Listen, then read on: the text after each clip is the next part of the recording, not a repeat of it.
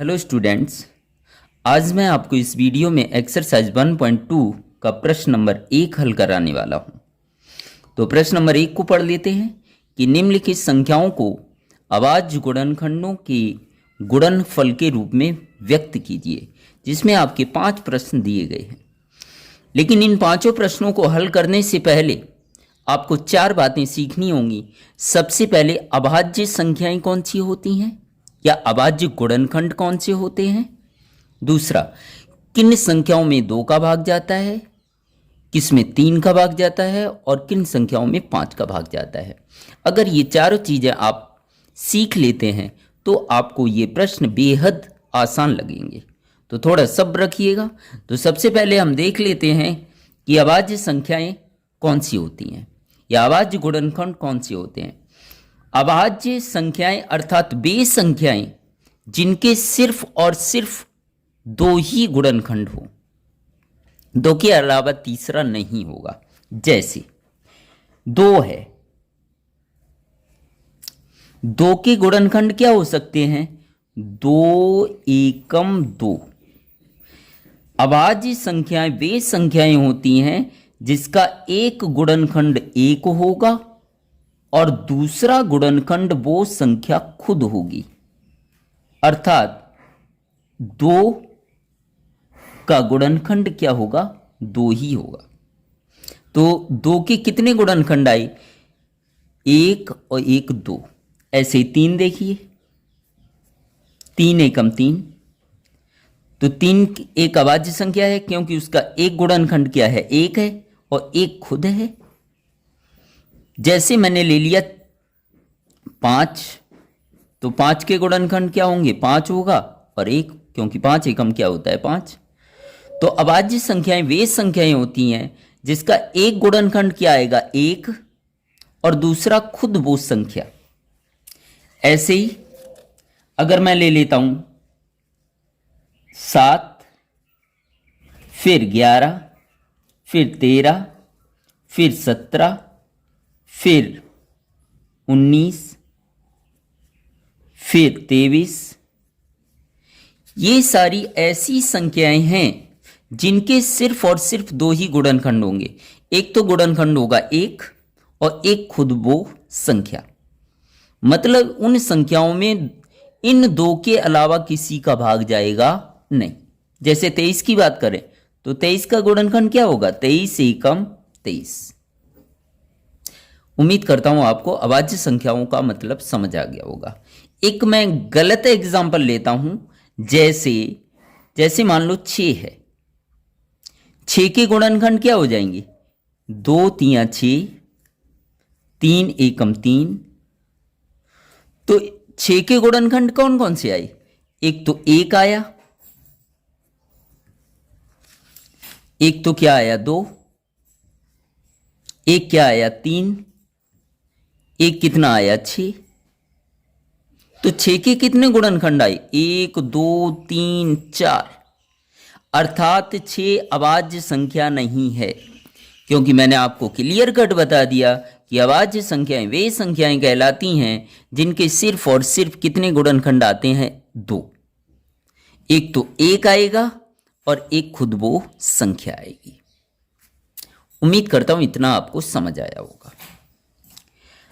अब बारी आती है कि वो संख्याएं कौन सी होती हैं जिनमें 2 का भाग चला जाता है, अर्थात 2 से भाज्य संख्या।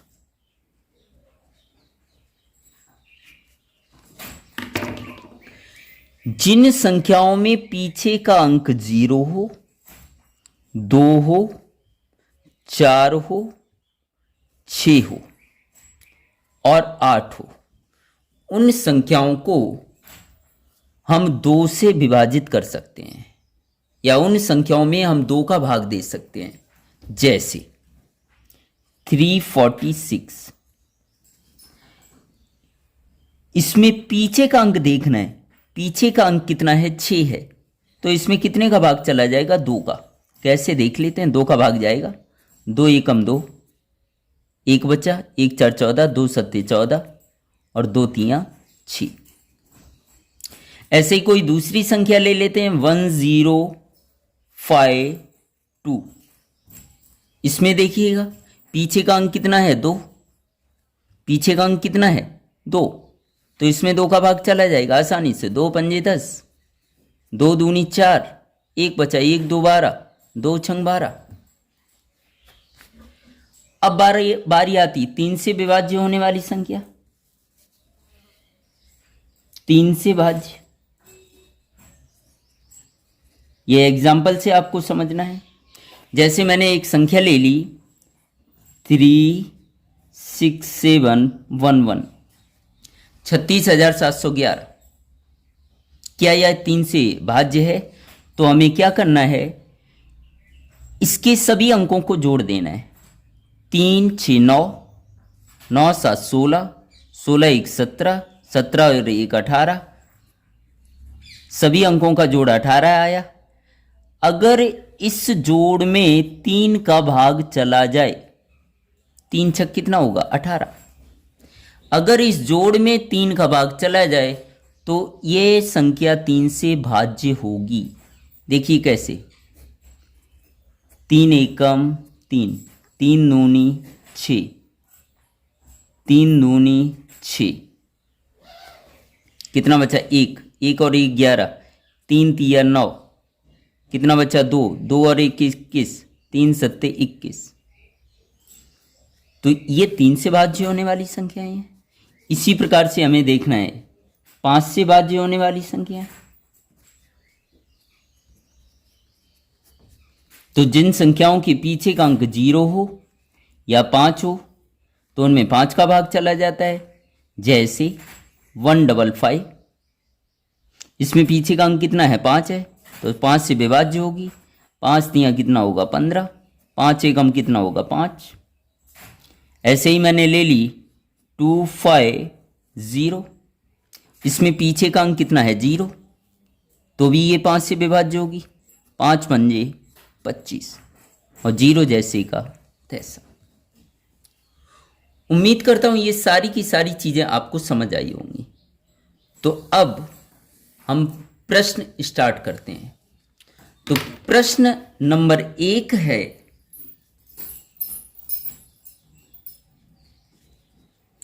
140। 140 को अभाज्य गुणनखंड के गुणनफल के रूप में लिखना है।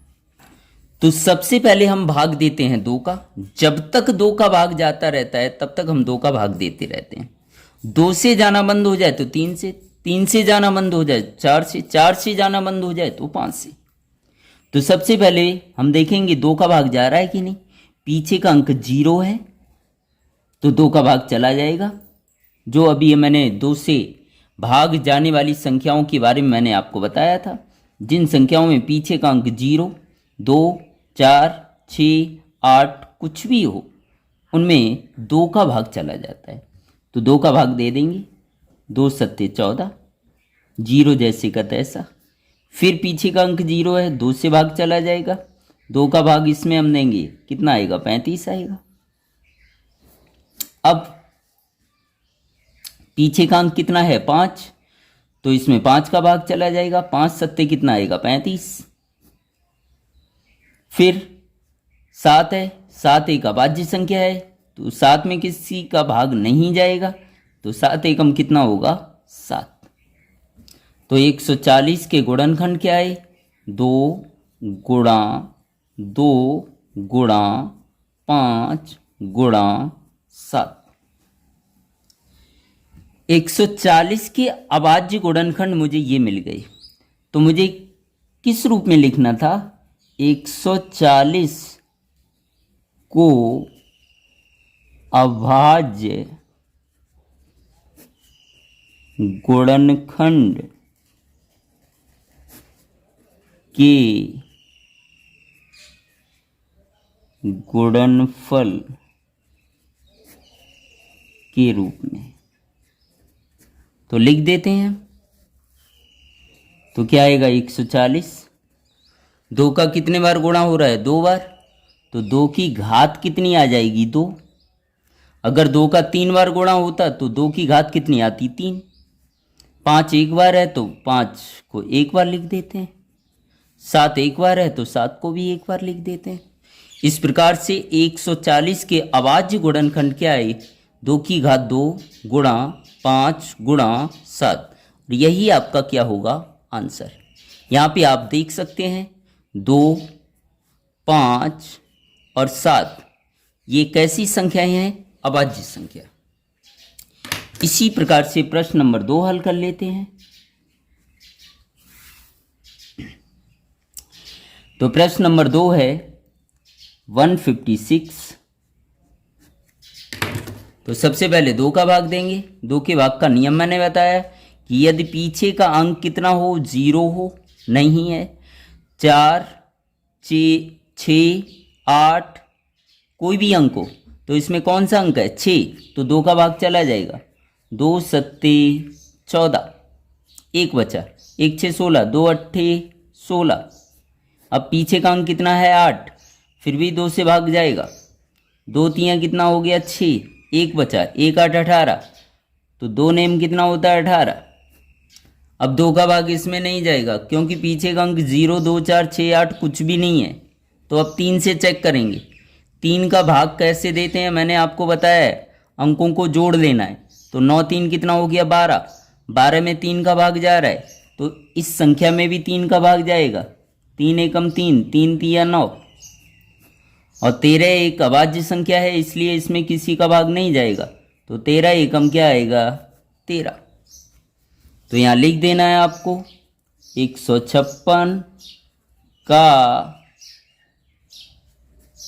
अभाज्य गुणनखंड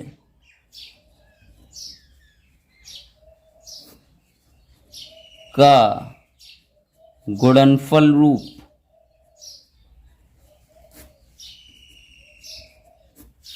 बराबर क्या होगा, 2 कितने बार, 2 बार, तो 2 गुणा 2, 3 गुणा 13, 2 कितने बार है, 2 बार,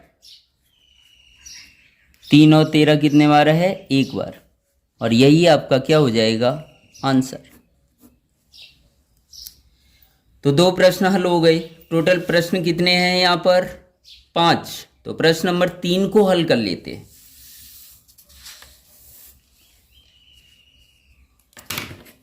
तो प्रश्न नंबर 3 यहाँ पर आपको दिया है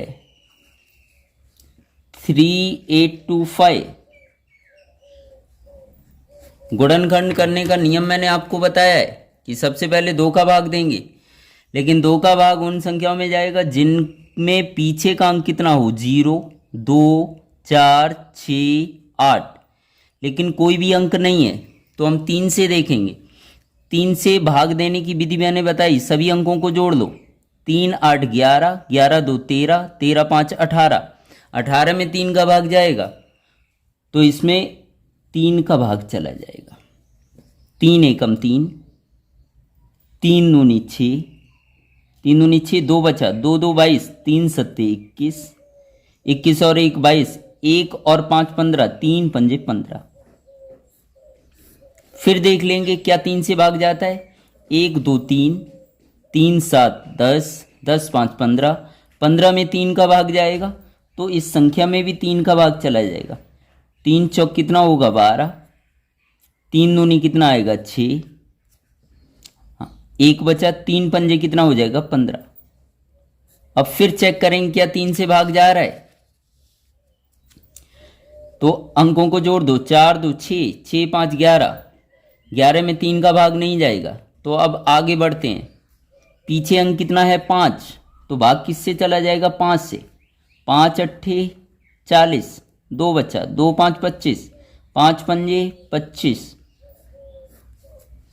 फिर पीछे का अंक कितना आया, 5, तो 5 से भाग चला जाएगा कितने बार, 17 बार। और 17 एक ऐसी संख्या है अभाज्य संख्या, तो 17 में किसी का भाग नहीं जाएगा सिवाय 17 के। 17 एकम क्या हो जाएगा, 17। तो अब हम लिख देंगे 3825 के 3825 के अभाज्य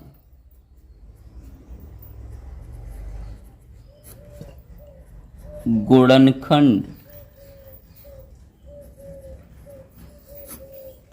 का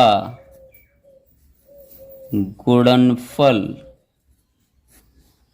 रूप बराबर 3 कितने बार है? 2 बार, तो 3 की घात 2। अब मैं डायरेक्ट लिख देता हूँ, गुणा 5 भी कितने बार है? 2 बार, तो 5 की घात 2 गुणा 17 कितने बार है? 1 बार, तो आ गया 17। देखिए अभाज्य गुणनखंड है या नहीं? 3 अभाज्य संख्या, 5 अभाज्य संख्या, 17 अभाज्य संख्या। मैं पहले ही आपको अभाज्य संख्याओं के बारे में बता चुका हूँ। इन संख्याओं में इनके अलावा किसी से भी भाग नहीं जाएगा, तो यही आपका क्या हो जाएगा? आंसर। अब बढ़ते हैं प्रश्न नंबर 4 की ओर। प्रश्न नंबर 4, प्रश्न नंबर 4 है आपका 5005। तो सिंपल सी बात है, सबसे पीछे अंक कितना है? 5, तो भाग किससे जाएगा? 5 से। 5 एकम 5, 0 है तो 0, 0 है तो 0, 5 एकम 5। अब आ जाता है 1001। तो यहाँ देखिए डायरेक्ट 5 से भाग गया था, 2 से नहीं गया, 3 से नहीं गया, तो 2 3 6, 6 से भी नहीं जाएगा। तो बारी किसकी आती? 7 की। देखते हैं 7 का भाग जाता है या नहीं। 7 एकम 7, कितना बचा? 3। 7 3 0 30, 7 चौकू 28, कितना बचा? 2। 7 तिया 21, 7 का डायरेक्ट भाग चला गया। अब किसका भाग जाएगा? 11 का। 11 एकम 11, कितना बचा? 3। 3 3 33, 11 तिया 33। अब किसका भाग जाएगा? 13 का, क्योंकि 13 एकम 13 अभाज्य संख्या है। तो अब हम लिख देंगे, मैंने यहाँ पर लिख दिया कि 5005 को अभाज्य गुणनखंड का गुणनफल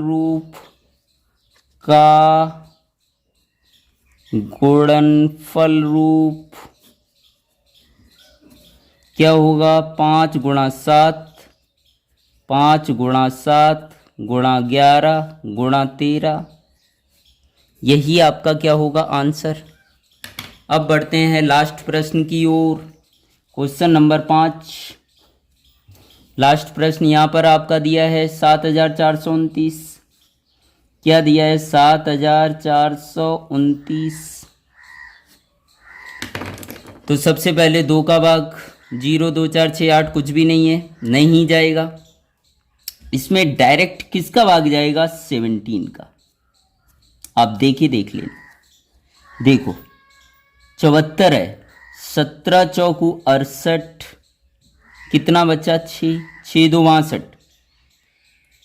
फिर क्या होगा? 17 तिया 51, 51 और 62 में कितना अंतर? 11 का, 119 हो गया। 17 7 119। अब इसमें किसका भाग जाएगा? 19 से। देखिए 19 दूनी 38, 38 5 43, 57, 19 तिया 57। अब क्या आएगा? 23, 23 एकम 23, क्योंकि ये अविभाज्य संख्या है। तो आपको अब वापस लिखना है। क्या लिखना है? देखिए, तो मैंने यहाँ पर लिख दिया 7429 का अभाज्य गुणनखंड का गुणनफल रूप क्या आएगा? 17 गुणा 19 गुणा 23, और ये सारी की सारी क्या है? अभाज्य संख्याएं, इसीलिए ये क्या हो जाएगा? आपका आंसर। उम्मीद करता हूं आपको पहला प्रश्न समझ आया होगा। अगर आपको थोड़ा बहुत भी कहीं पर डाउट हो तो वीडियो को एक बार ज़रूर देखिएगा, और वीडियो पसंद आया हो, चैनल पर पहली बार आए हो तो चैनल को सब्सक्राइब ज़रूर कीजिए, और अपने दोस्तों में ज़्यादा से ज़्यादा शेयर करें, ताकि वह भी आसान भाषा में गणित का आनंद ले सके। और इससे पहले की एक्सरसाइज 1.1 आपको देखनी है तो उसका लिंक मैं आपको डिस्क्रिप्शन में दे दूंगा, या आप हमारे चैनल पर जाइए, प्लेलिस्ट में चैप्टर नंबर 1 क्लास 10th का खोलिए, उसमें आपको 1.1 की सारी वीडियो मिल जाएंगे। या आप लेक्चर वाइज पढ़िएगा, लेक्चर नंबर 1, 2, 3, 4, हर चैप्टर को लेक्चर वाइज मैंने लेक्चर नंबर 1, 2, 3, 4 इस प्रकार से डाल रखा है, तो आपको समझने में काफ़ी आसानी रहेगी। और प्लीज़ अगर आपको समझ आता हो तो अपने दोस्तों में शेयर ज़रूर करें, ताकि मैं आपके लिए इसी प्रकार के आसान भाषा में वीडियो लाता रहूं। Thank you so much.